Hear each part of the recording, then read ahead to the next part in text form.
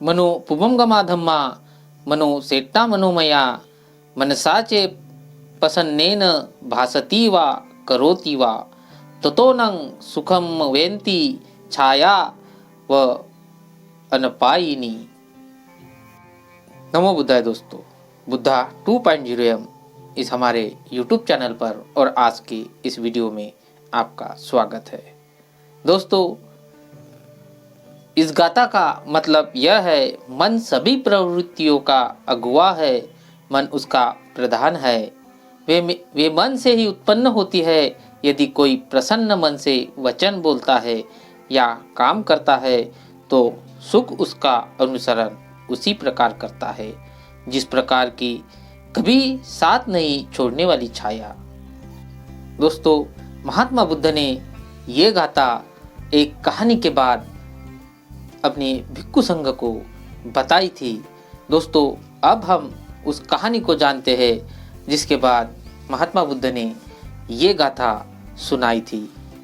दोस्तों, भगवान बुद्ध श्रावस्ती में थे। अपनी इस विपश्यना साधना में वे सर्व जगत के सहचर थे, सर्व जगत के ध्याता थे। दूर और नजदीक की प्रत्येक घटना का आभास उन्हें अनायास ही हो जाता था, इसलिए वे सर्वज्ञ कहे गए। वस्तुओं और घटनाओं या यथाभूत जानने की इस अद्वितीय शक्ति ने उन्हें तथागत बना दिया था। वे जगत दृष्टा थे। एक दिन वे अपने ध्यान साधना से जल्दी निवृत्त हुए। उन्होंने अपनी विपश्यना साधना में देखा कि मट्ट कुंडली अपने घर के आगे बने बरामदे में सो रहा है, मुमुक्षु है, देह त्याग उसका नजदीक है। अदीन पब्बुक ब्राह्मण का जवान बेटा है। अदीन पुब्बक कृपण है, उसने कभी भी दान नहीं किया, कभी भी अपने धन को शुभ कार्यों में नहीं लगाया।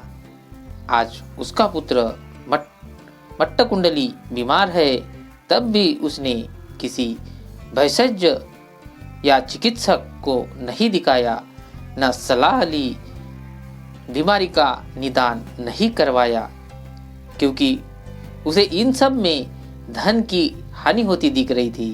वो अति लोभी था। अंतिम समय में जब मट्ट कुंडली बहुत ही बीमार हो गया, काल कलवित होने लगा, अदीन पुब्बक ने अपने पुत्र को बाहर बरामदे में लाकर लिटा दिया।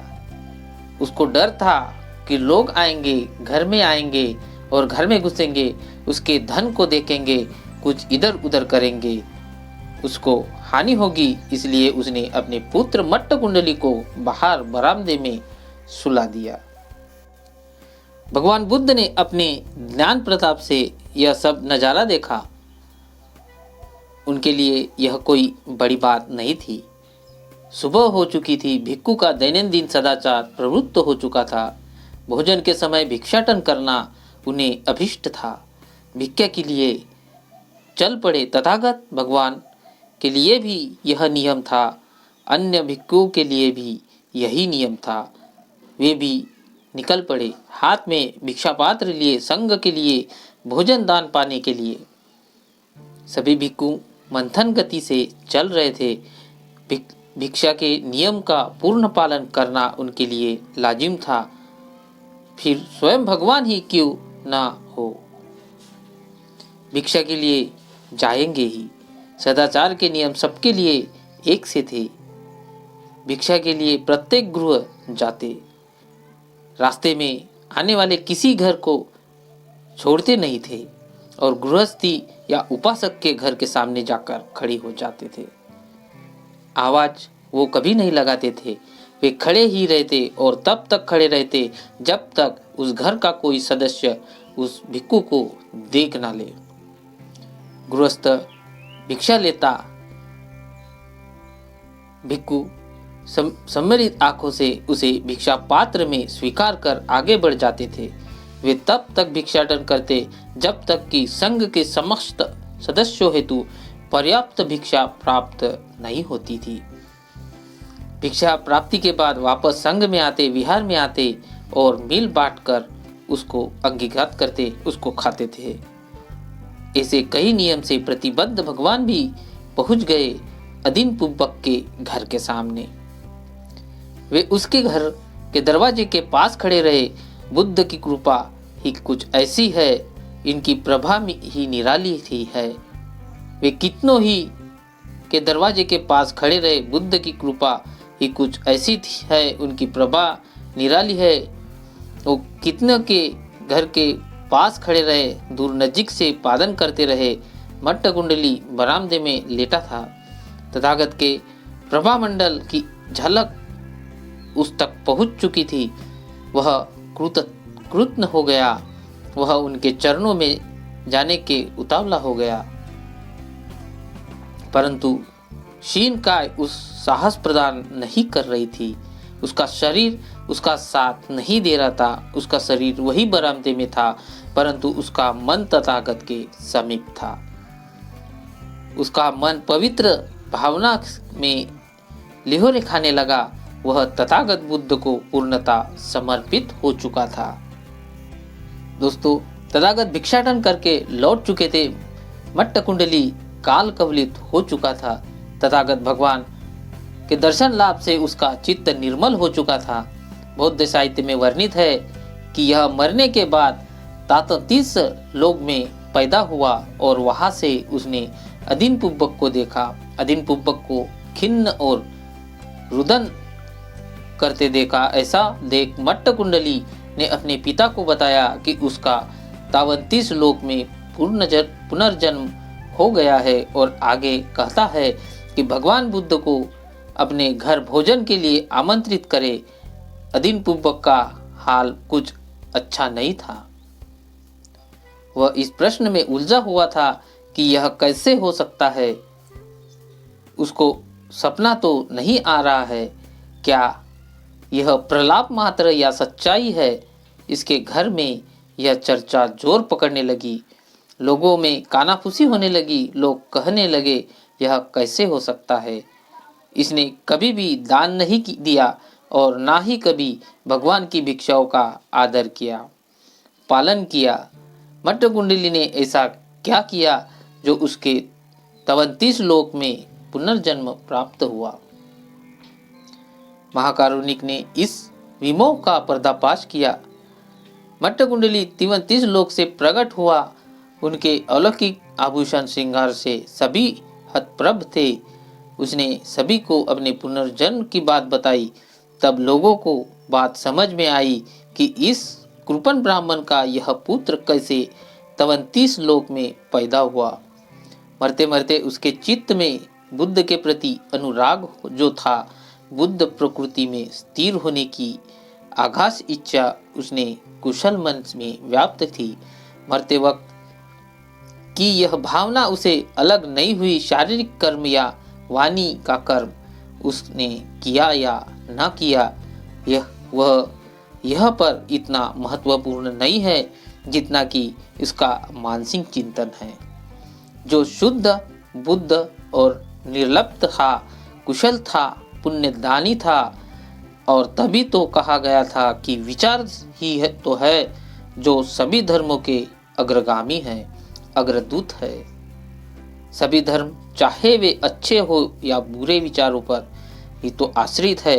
ये मनोमन है, यह पवित्र मन ही है जो हमें फल देता है। अगर कोई प्रसन्न मन से, पवित्र मन से, कुशल विचार से बोलता है या कार्य करता है तो सुख उसका कभी भी साथ नहीं छोड़ता। दोस्तों, जैसे छाया कभी हमारा साथ नहीं छोड़ती, वह हमारे साथ रहती है परंतु कभी भी हमको कष्ट नहीं देती। इस प्रकार अच्छे मन से किया गया कार्य सदैव हमारे साथ रहता है और सुखकर होता है। बुद्ध धर्म में मन को पवित्र करने का या बनाने का बहुत महत्व है। प्रिय के प्रति आकर्षण और अप्रिय से मुंह मोड़ना हमारे दुष्ट मन व प्रसन्न मन की अभिव्यक्ति ही तो है। हम अपने मन को अनुशासित रखकर सुख प्राप्त कर सकते हैं एवं उच्च खल मन से दुख प्राप्त कर सकते हैं। इसलिए बुद्ध धर्म में मन के नियंत्रण या संयम पर बहुत जोर दिया गया है। भगवान बुद्ध की दृष्टि में या यूँ कहे बुद्ध धम्म के अनुसार सामाजिक बुराइयां में हमारे मन की नापाक अभिव्यक्तियां है जो सभी सदाचार या शील के द्वारा विजित की जा सकती है। इसलिए बुद्ध धम्म में शील पर या सदाचार पर अत्यधिक जोर दिया गया है। बुद्ध का शासन ही शील का शासन है या यूँ कहे सदाचार का जीवन है। एक बुद्ध अनुयायी का जीवन है। वह व्यक्ति तथागत के अपने आराध्य मानता है या नहीं मानता, इस बात का इस पर कोई प्रभाव नहीं पड़ता, फर्क नहीं पड़ता, क्योंकि सदैव सत्य ही होता है। ऐसा कहते हुए भगवान ने यह गाथा कही थी, मनो उपमगमा धम्मा मनो सेट्टा मनोमया मन साचे पसन्नेन भासती वा करोति वा ततोनं सुखमंती छाया व अनपायिनी।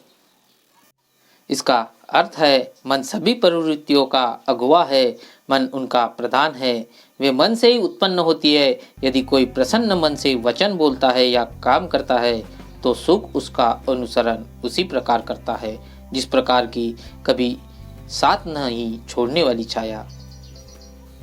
प्रसन्नेन मनसा यानी पवित्र मन से, छाया व अनपायिनी यानी दुख न पहुँचने वाली छाया के समान होता है।